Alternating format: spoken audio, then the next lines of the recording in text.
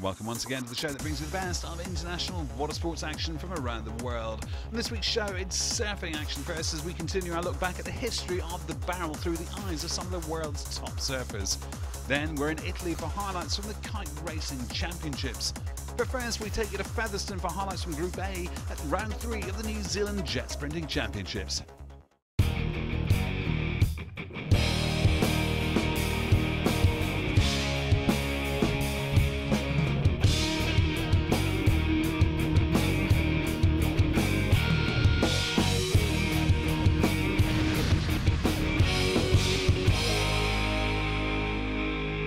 The travelling roadshow that is the Jet Pro New Zealand Jetsprinting Championships for 2013 travelled up State Highway 1 to 40 kilometres south of Auckland to the Mary Sprint Bowl for round 3 of the PSB International Group A Championship, and it was still anybody's race. So after round 2, you'll see that it is Sam Newdick on the top of the table. He won in Wanganui and he won at Featherstone, and he win here at Mary.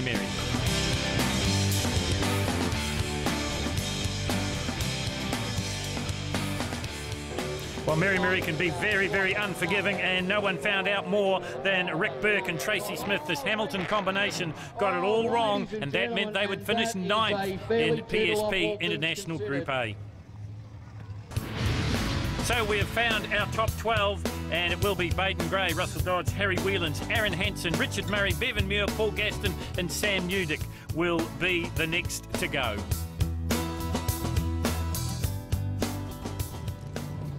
So this is Baden Gray and Tanya Iremonger. Boat is 10 Tools Racing.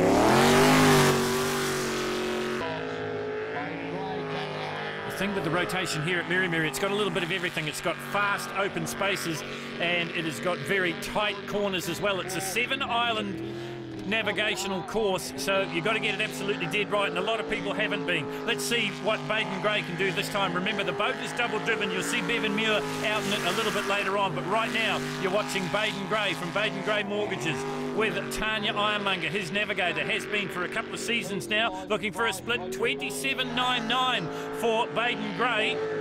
So that is a very good split indeed. So this could be a very, very quick run for 10 Tools Racing. It's round number 3 of the New Zealand Jetsprinting Championship as they work their way onto the backside of the course. I just thought the boat had gone off song a little bit now, but it seems like it's firing on all 8 again. Small block Chevy powered. 10 Tools Racing heading down towards the finish line now. Couple of corners to negotiate. This will be a good run for Baden Gray and Tanya Iremonger. 61.25, so a good time. We did some testing last Sunday, and the last run we turned it up a turn on the nozzle, and it wasn't as good as just having it flat. We forgot to put it back to flat, so we've been running. I've been crapping myself all day. Just felt really hairy out there. I was going around the speed bowl and felt out of control. So we just knocked it back to flat, knocked the trim down a bit, and that felt awesome, like it always did. So got my confidence back. It's good. Well, it is all about the adjustments you can make when you're talking water pressure. They can be subtle and they make such a huge difference, as you heard Baden Gray say there in that interview. This is Russell Dodds and Marty Stock. Russell's been around the sport for a long, long time. He's a fabricator from Taupo. He's originally born in Napier. He had a big break from the sport. He designs his own boats. This is an Eagle hull. It's powered by a 408 cubic inch Dart-based Chevrolet.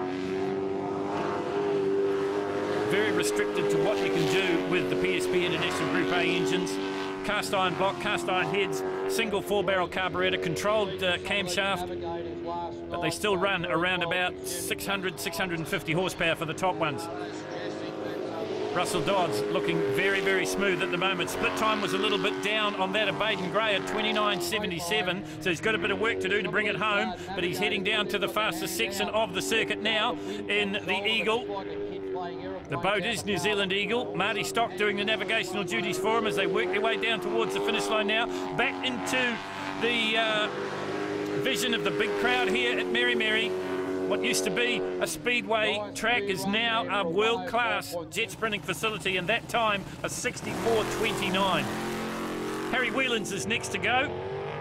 Harry is a second-generation jet sprinter. His dad, Phil, you'll see him out in Suzuki Superboat a little bit later on today at Mary.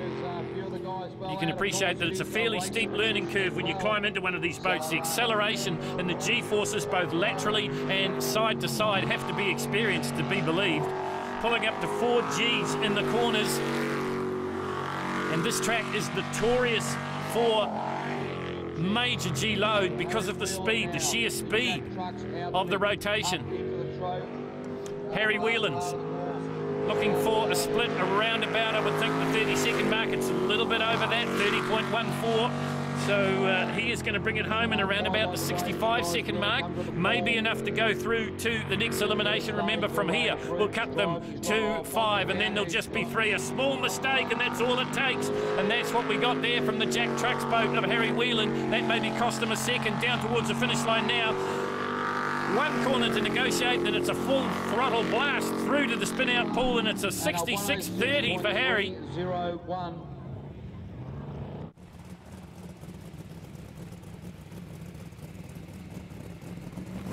Aaron Hansen next to go. The boat is in the roar. If you're a regular watcher of our coverage of jet sprint racing, you've seen this boat before in the hands of Rex Bryan, multiple New Zealand International Group A champion, along with Glenn Mason. Glenn Mason now doing navigational duties for Sam Udick. You'll see Sam out a little bit later on because, like we've seen in the previous 2 rounds, Sam is quicker than a bullet. What's Aaron Hansen going to do? Looking for the split time. Should be around about the 37-second mark. And I think he's got a navigational error here, so this time is going to blow out once again.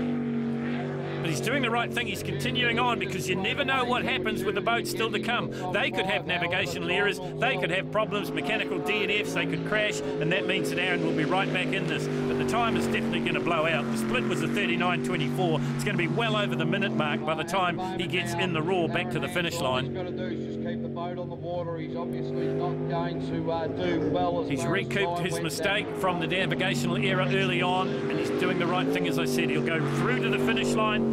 It'll be over the 110 by the look of it. It will be 1 corner to go. The full throttle blast into the spin-out pool. It's going to be a 74.34 for Aaron Hansen. Will it stand up? Maybe not. We've just made a few changes, so we still got that miss. Even in that last run, we've still got a little bit of that top end. We're thinking it's fuel, but we'll just keep battling away on it.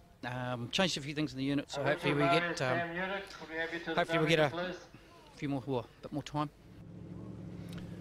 Well, you heard Richard Murray say they've made a few changes, whether they've put in their good blades in the jet unit to squeak out another 10th, another second here or there, remains to be seen. But this is Richard Murray and Kirsty Manning, another combination that's having a sensational start to the 2013 Jet Pro New Zealand Jetsprinting Championships. They've been on the podium at every round, kind of expected at their home track at Shelter View in Wanganui, but then they backed it up at Featherston as well. Can they do the same here at Merry? We're inside what used to be New Zealand's fastest 1/3 mile bank speedway, the brainchild of Barry Butterworth, but now, as I said before, international class jet sprinting facility. 27.70 at the split, easily the fastest split we've seen this morning for Richard Murray and Kirsty Manning. The boat is Mean Machine. It's an SVO Ford. Runs around about 630 odd horsepower, and Richard has been driving the hull off it, if you'll pardon the pun. This is going to be a fast time too, down towards the finish line now. He'll be well under the 60-second mark. 59.76 for Richard Murray and Kirsty Manning. That puts them in top. I don't know what everyone else is doing, but we've still got our miss, so we really don't know what it is now, so we're sort of running out of options as to what to do, so it's just me, drive it, hopefully. Well, a pretty sensational time if you're to believe Richard Murray, and they say they have a miss in the engine. This is Bevan and Kathy Muir. Second time we've seen this boat out in the top 8. Double-driven machine. He drives it with his good friend Baden Gray. 10 Tools Racing is the boat. It is a white pointer Stinger hull. Runs a Scott 2-stage jet unit. Runs around about 650 odd horsepower from the small block Chevy. This boat has been a champion. A multiple champion, in fact, with Baden and also with Bevan. Bevan has had a fracture start, I guess you'd say, to the start of his 2013 season. Can he get his campaign back on track here? Time on the bubble now is the 74.34 of Aaron Hansen. That shouldn't prove too much of a problem for Bevan unless he makes the critical error and goes wrong with the navigational duties. got himself one tidy. He's got it absolutely dead right for the moment, though. Look at the way the boat sits flat on the water. And listen to the exhaust note. It hardly ever changes, and that means this is a fast run. And don't forget the split time, because that is a fast run. 27.19. Fastest split we've seen so far. Fastest run we've seen so far. 59.49 for Bevan Muir. Slowly getting there. Yeah, just change a few things and got to try a few things, and we're getting there. Sam's 3 tenths ahead of us now. Richard's knocking on the door. Bevan's knocking on the door. Baden's knocking on the door. There's a bit there. There's a couple of corners that we need to tidy up. I'm not used to this silty water, so it changes the handling of the boat. So, yeah, there's some there. Well, there's more there. Interesting comment that Paul Gaston made there about the silty water. That's why it is the brown colour. It's a clay-based surface here at Mary Mary. You're riding on board with Paul Gaston and Louise Blythe. Another combination that's been on the podium every single time this season thus far at Wanganui and also at Featherston. Once again, just listening for the exhaust note to hardly change. That means they're on the gas. Front of the boat sitting flat on the water. That's a good sign as well. And the fact that the likeable Aussie from the Gold Coast has had another season in New Zealand jet sprinting means that he is still on the improve. Louise Blythe doing the navigational duties. She's no stranger to going fast. She's been a swinger on a nationally ranked sidecar combination in the New Zealand motorcycle road racing scene for quite some time. Split time for Paul Gaston was an unworldly 27.19. Not quite as fast as Bevan Muir, but you heard him say that he's worried a little bit about Bevan Muir. He's worried about Richard Murray, and he should be worried about Sam Udick because he's still to come. And he's been the fastest here so far. Heading down to the finish line now for Paul Gaston. The boat is Glass Pro. It is a 59.40. That is the fastest time we've seen. That ranks Gaston #1 with this man still to go. So we say goodbye to Harry Whelan's, his 66.30 not standing up, and now on the bubble is Russell Dodds with the 64.29. You're riding in the best seat in the house, though, watching the telemetry on your screen as well, the percentage of throttle at the kilometres an hour and the revs of the small block Chevy. Sam Udick, Glenn Mason, that's his hand you can see, guiding his driver ever onward. Sam said he loved the rotation here at Mary Mary. He likes it when it's fast, and it certainly is. He's 2 NZ. Remember, Red Smith is the champion. He's decided to hang up the hat as he couldn't repeat his unworldly season from last year. World champion, New Zealand champion. Him and Julie have retired on the top, but they are helping out Paul Gaston. Glenn Mason, as I mentioned, vastly experienced navigator. He is helping out Sam Udick.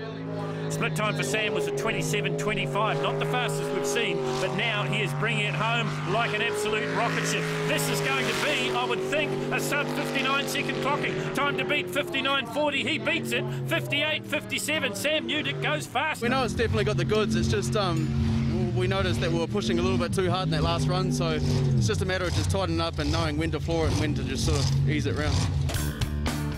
So we've found our top 8, and Sam Udick on top once again with a 58.57. In second place, it is Paul Gaston, and in third place, Bevan Muir. Richard Murray in fourth, and then Aaron Hansen, Harry Whelans, Russell Dodds, and Baden Gray.